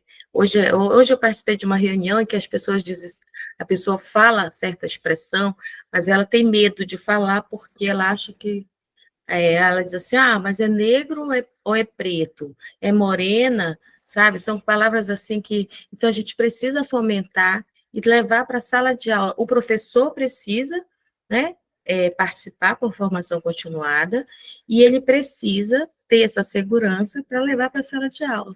Então, quando eu volto lá para 2003, que eu digo que quando eu fui convidada e intimada a trabalhar, que autores eu busquei? Eu fui para Fernando Veríssimo. Eu fui pegar, inclusive, uma crônica de Fernando Veríssimo, e eu não me orgulho disso, sabe?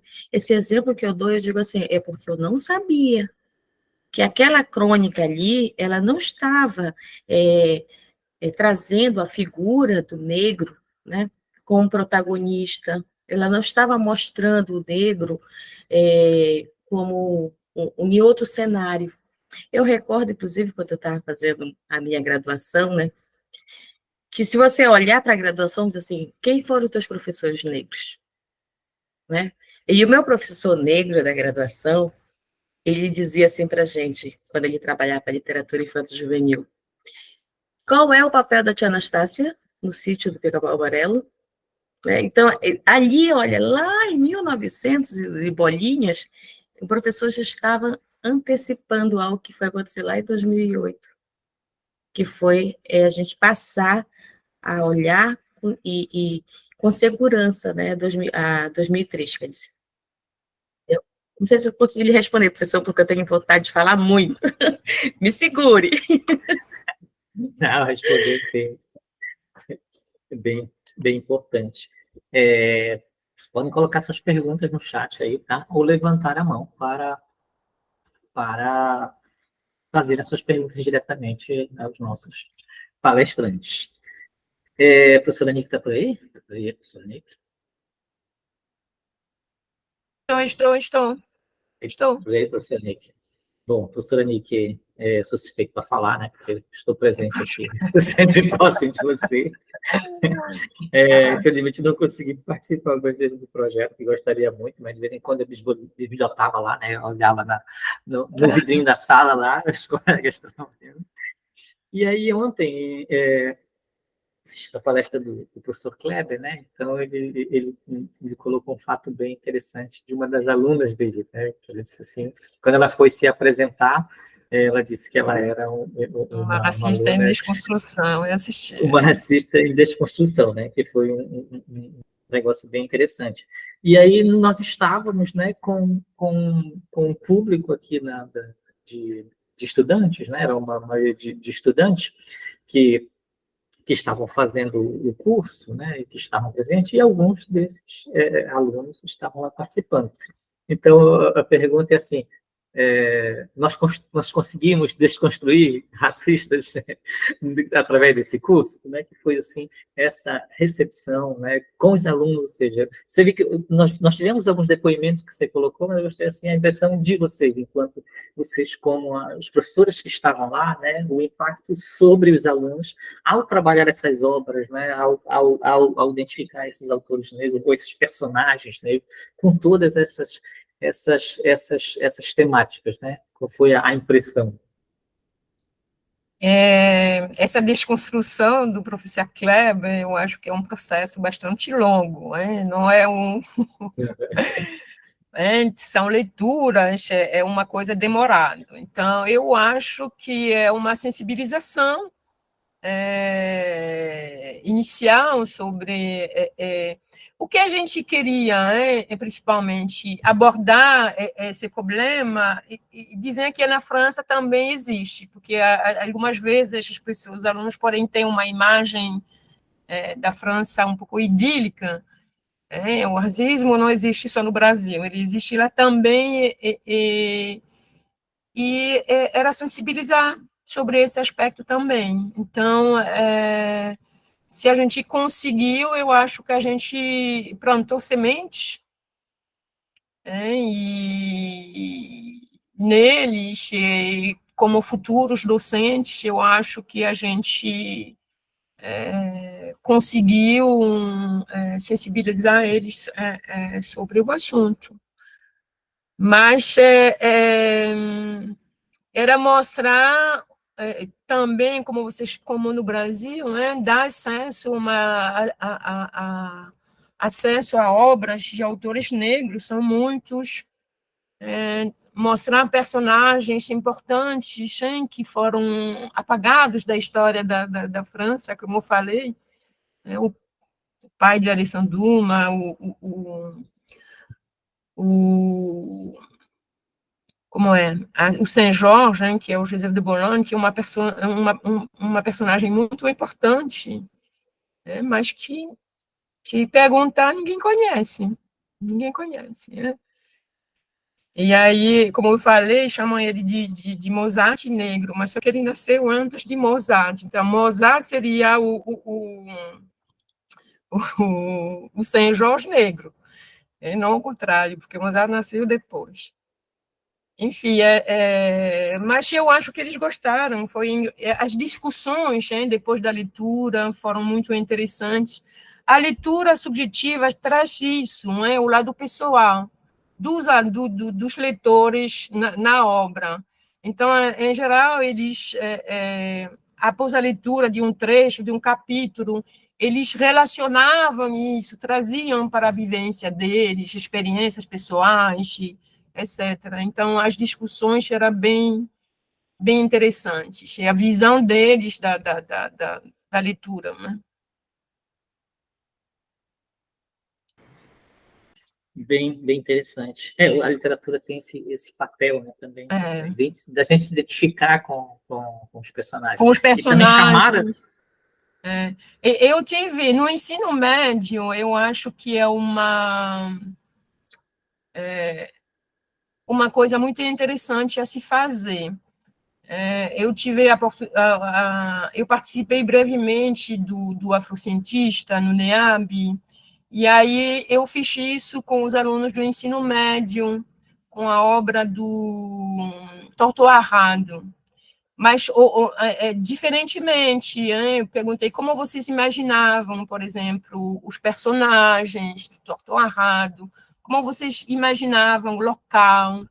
Aí eles fizeram desenhos sobre isso. Então, eles se investem, o imaginário deles sobre a obra. É bem interessante. É muito interessante, porque tanto também fazer a gente conhecer esses autores, né, esses personagens, também como estabelecer discussões para temáticas bem importantes, que algumas dessas continuam sendo invisibilizadas, né? Lembro que você falou que vocês trabalharam algumas questões das guerras, né? Eu trabalhei com o meu objeto, né, do doutorado, foi uma obra que falava sobre guerras, né, que é do Amadou Couroumar, E aí está vendo que hoje você vê muita visibilidade, por exemplo, a guerra na Ucrânia, Israel, né? E pouco se fala, por exemplo, do Sudão, da África, né? Em que o número de pessoas que foram massacradas no Sudão, né, é muito maior do que os que morreram já na guerra da Ucrânia.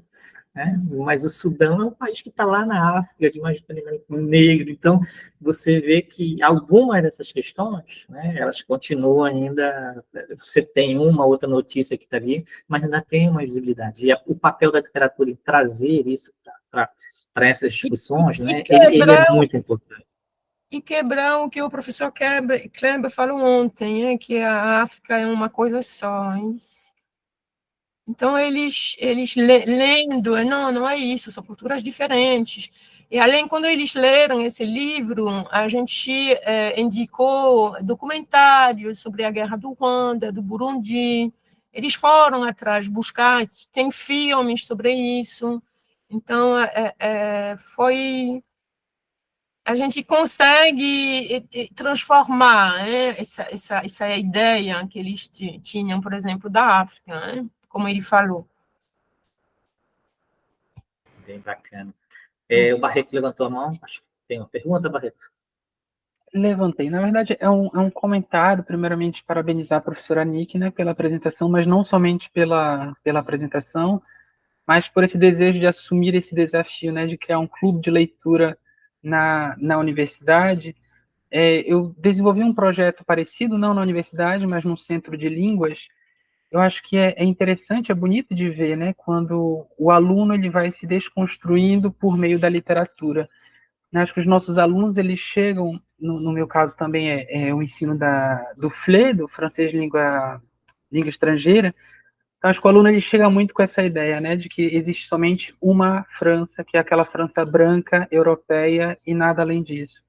Eu acho que quando a gente apresenta essa literatura dessa língua francesa, dessas línguas francesas, na verdade, né, não somente dessa falada na França, no Hexagônia, mas também na Guiana, na Martinique, na Guadeloupe, na Réunion, enfim. Né, acho que o aluno ele consegue, vocês citaram a fala do professor Kleber, né, racista em desconstrução, eu acho que dá para a gente ampliar um pouquinho.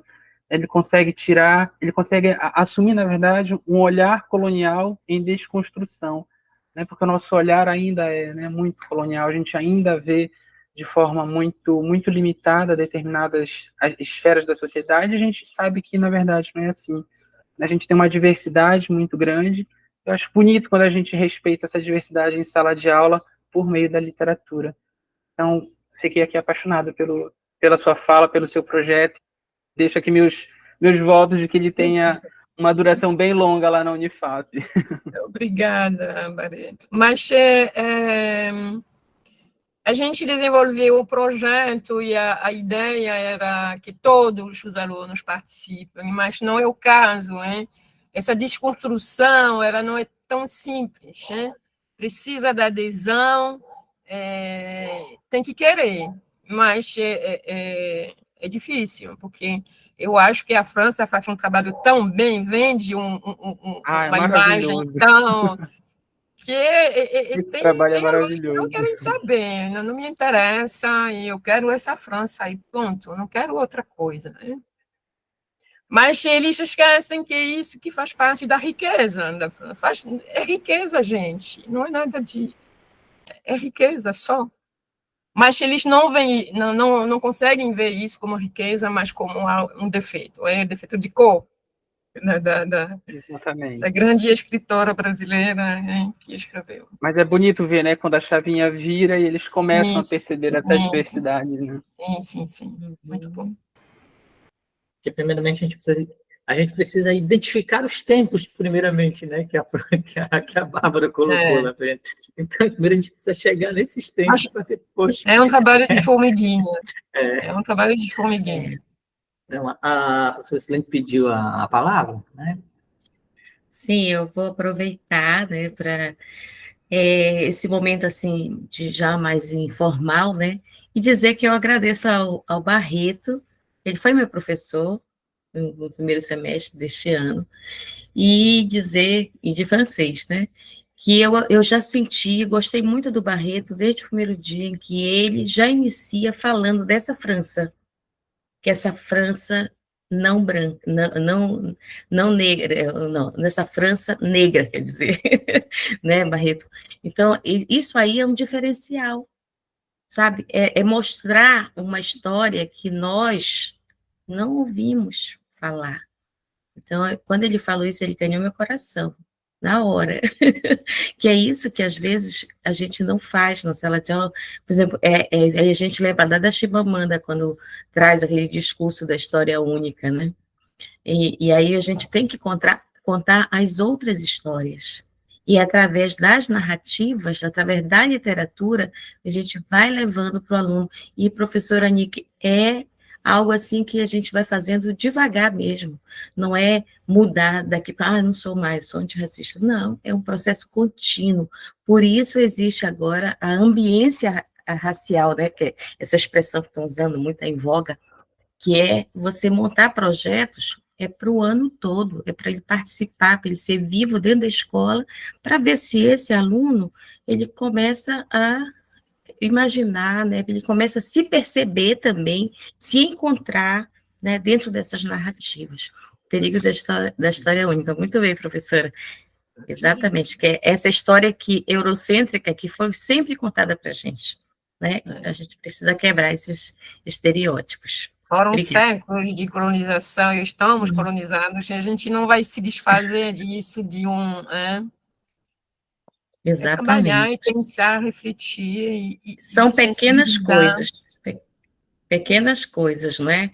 Eu vou só falar mais um pouquinho que eu gosto de falar. Eu participando de um treinamento, e a pessoa mostra-se 2 imagens de canto, era uma aula de canto. Aí a pessoa mostra assim, esse cantor aqui era um homem negro e um homem branco. E aí esse aqui estavam cantando a mesma canção, sendo que o negro, ele estava cantando com toda a alma dele, fazendo todo o gestual, né?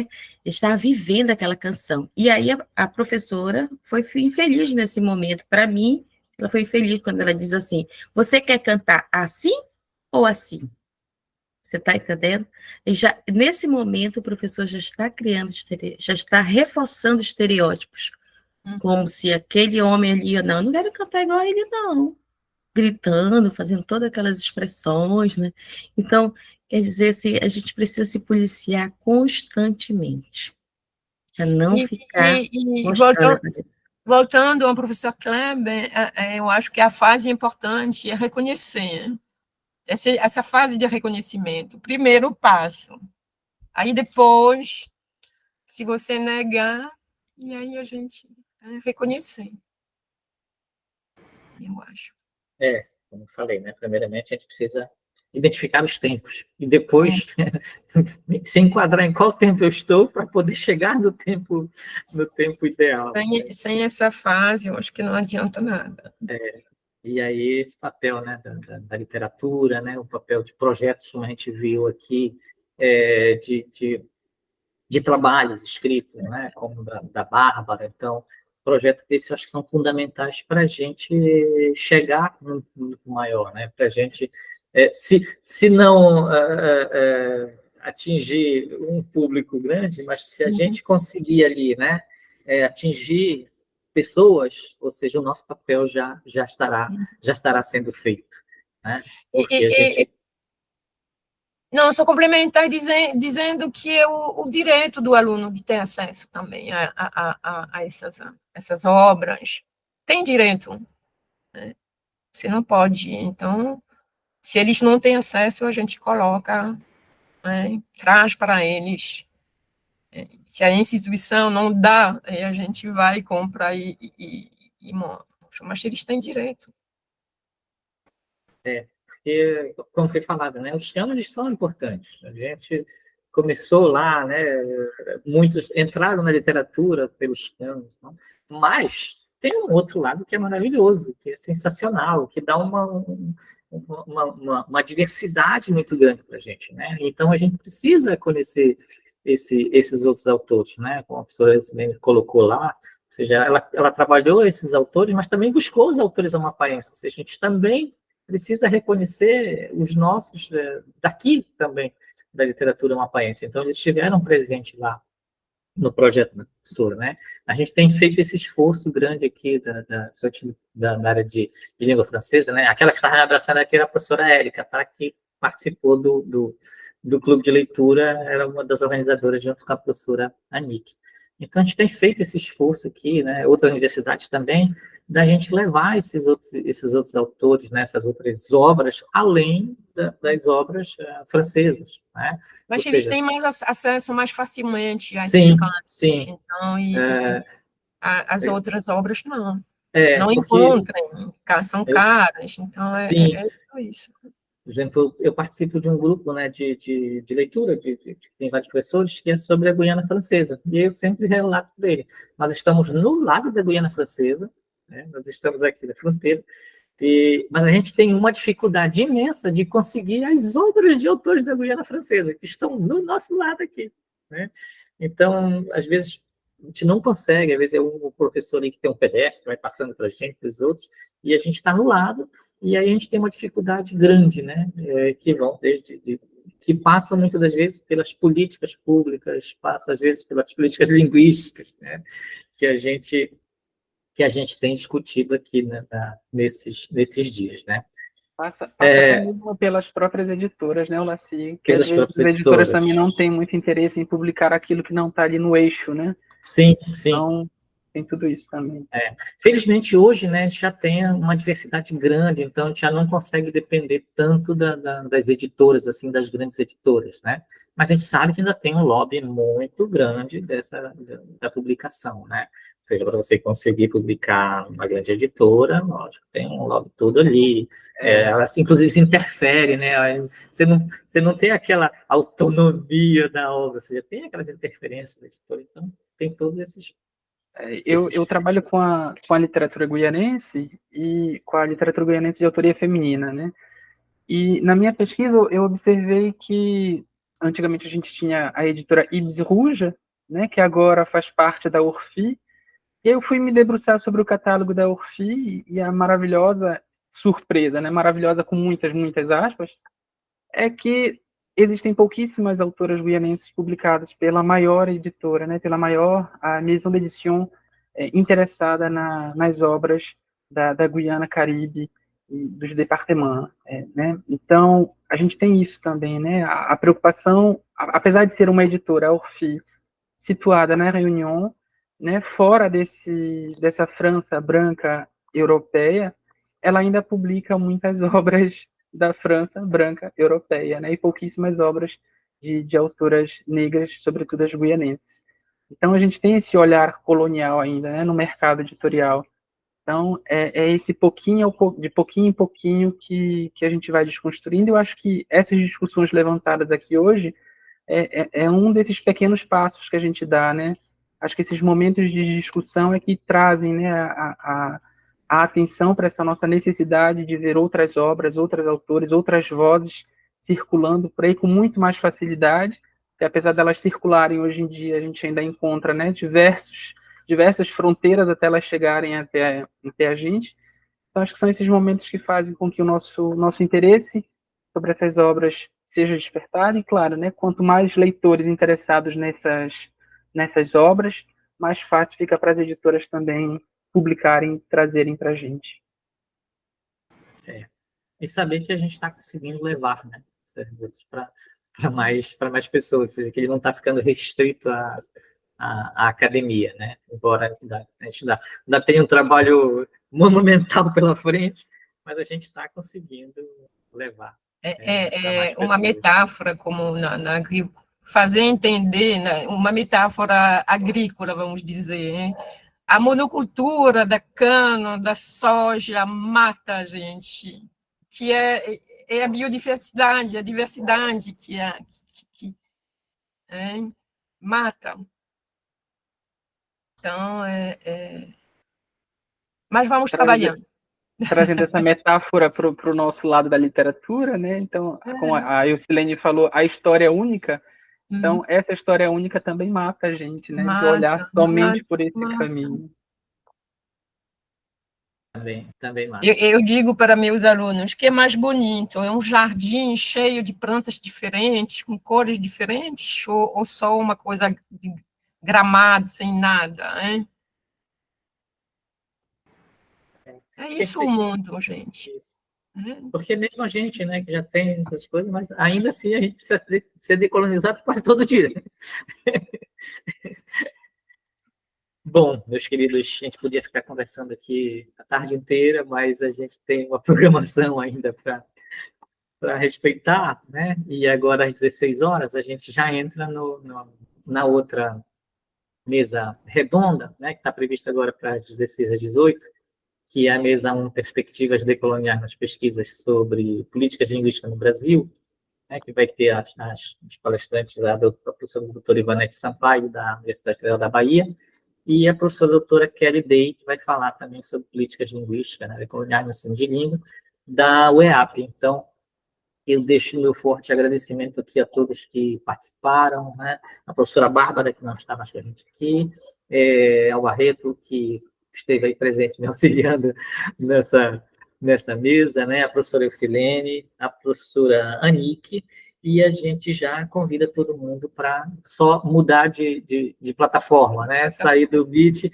e passar para o YouTube para as palestras. Então, a gente deixa aí o nosso muito obrigado a vocês. Obrigada a vocês, foi um prazer, professora, a Silene Barreto, muito obrigada, Olaci, e todos que ficaram até o final, né?